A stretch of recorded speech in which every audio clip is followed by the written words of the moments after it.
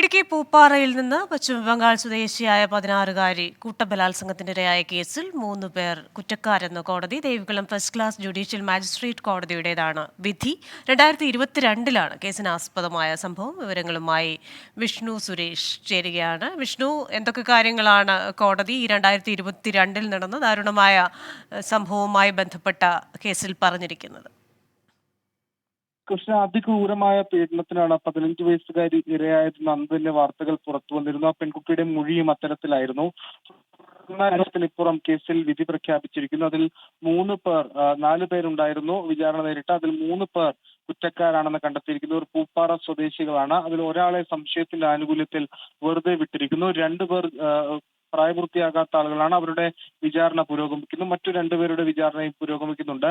ആദ്യഘട്ട വിചാരണയാണ് പൂർത്തിയായത്. അതിൽ 3 പേർ കുറ്റക്കാരെന്ന് കണ്ടിരിക്കുന്നു.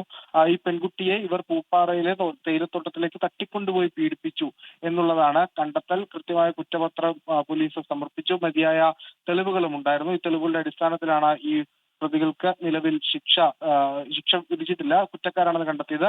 നാളെ ഉച്ചയോടുകൂടിയായിരിക്കും ഇവർക്കുള്ള ശിക്ഷ പ്രത്യേക ഫാസ്റ്റ് ട്രാക്ക് കോടതി വിധിക്കുക.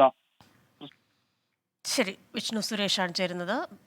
16 വയസ്സുകാരിയെ പീഡിപ്പിച്ച കൂട്ടബലാത്സംഗം ചെയ്ത കേസിൽ നാളെ ശിക്ഷാവിധി ഉണ്ടാകുമെന്നാണ് പ്രതീക്ഷിക്കുന്നത്. വിവരങ്ങൾ നൽകിയത് വിഷ്ണു സുരേഷാണ്.